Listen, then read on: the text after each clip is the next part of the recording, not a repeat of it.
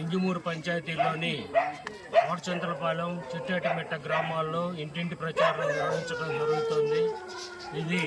ఈ కార్యక్రమం గత 10 రోజులుగా ఇంజమూరు పంచాయతీలోని శివారు గ్రామాలన్నింటినీ ఈ రోజుతో పూర్తి చేసుకోవటం జరుగుతుంది. రేపటి నుంచి ఇంజమూరు పట్టణంలో ఇంటింటి ప్రచారం చేయడం జరుగుతుంది. ముఖ్యంగా మీ అందరికీ నేను తెలియజేయదలుచుకున్నది ఏంటంటే, మన ప్రజలందరికీ కూడా మొట్టమొదటగా బాబు గారు ప్రవేశపెట్టిన సూపర్ 6 పథకాల గురించి పూర్తిగా వివరించి మనం ఏం చేయబోతున్నాం, మన ప్రభుత్వం వస్తే ప్రతి కుటుంబానికి 2 లక్షల రూపాయల ఆదాయం వచ్చే విధంగా ప్రణాళికలు రూపొందించడం జరిగింది. ఈ ప్రణాళికని మనందరం కూడా ప్రజలకు తెలియజేసి చైతన్యవంతులు చేసి తెలుగుదేశం పార్టీని గెలిపించే విధంగా ముందుకు తీసుకుపోవాలని చెప్పి నేను మా కార్యకర్తలందరినీ కోరుకుంటున్నాను. ఈ పథకాల్లో భాగంగా మహాలక్ష్మి పథకం 18 ఏళ్ళు నిండిన ప్రతి మహిళకు, ప్రతి అమ్మాయికి నెలకు 1500 రూపాయల చొప్పున ఇవ్వటం జరుగుతుంది. అలాగే పెన్షన్లను 3000 నుంచి 4000 రూపాయలకు పెంచి వచ్చే నెలలోనే పై వచ్చే నెలలో జూన్లోనే దాన్ని స్టార్ట్ చేయడం జరుగుతుంది. అదేవిధంగా ఎంతమంది బిడ్డలున్నా సరే అంతమందికి కూడా చదువుకునే బిడ్డలు ఉన్న వారికి 15,000 రూపాయల చొప్పున ప్రతి కుటుంబానికి ఇవ్వటం జరుగుతుంది. ఇటువంటి పథకాలన్నింటినీ మనం ప్రజల్లోకి తీసుకుపోవాల్సిన అవసరం ఎంతైనా ఉంది. స్త్రీలకు ఉచిత బస్సు సౌకర్యం కల్పించడం జరుగుతుంది.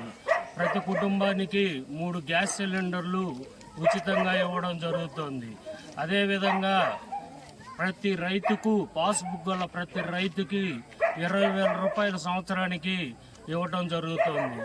అదేవిధంగా బీసీలకు SC ST యాక్ట్ లాగా ఒక బీసీ సంరక్షణ చట్టాన్ని తీసుకురావటం జరుగుతుంది. అది కూడా కాకుండా బీసీలకి ఈ పెన్షన్ వర్తింపుని 50 సంవత్సరాలకే వర్తించే విధంగా చేయడం జరుగుతుంది.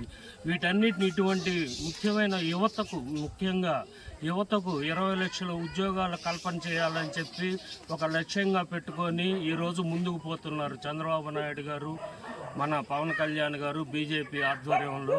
ఈ ముందుకు పోతున్న ఈ ప్రభుత్వానికి, మన రాబోయే ప్రభుత్వానికి మనందరం కూడా సానుకూలంగా ఓట్లు వేసి ప్రభుత్వాన్ని తెచ్చుకొని మన పిల్లల భవిష్యత్తుని అంధకారం నుంచి బయటకు తీసుకొచ్చి వాళ్ళు వెలుగులు నింపాలని చెప్పి నేను కోరుకుంటున్నాను.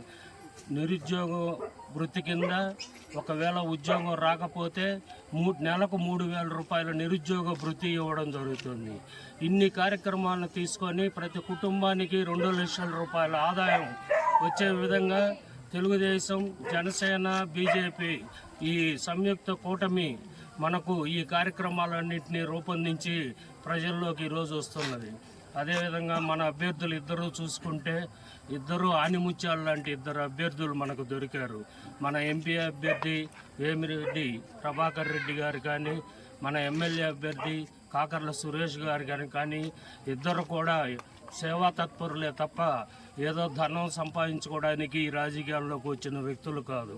ఇటువంటి మంచి వ్యక్తుల్ని గెలిపించుకుంటే భవిష్యత్తులో మన దేశంలో కూడా ఒక రాజకీయ మార్పు అనేది ఏర్పడి అందరూ మంచి వాళ్ళు కూడా రాజకీయాల్లోకి వచ్చి ముందుకు వెళ్తారని చెప్పి ఆశిస్తూ వీటన్నిటిని కూడా ప్రజలకు వివరించి చెప్పి మన పార్టీ గెలిచే విధంగా ముందుకు తీసుకెళ్తారని చెప్పి మన కార్యకర్తలందరినీ కోరుకుంటూ సెలవు తీసుకుంటున్నాం.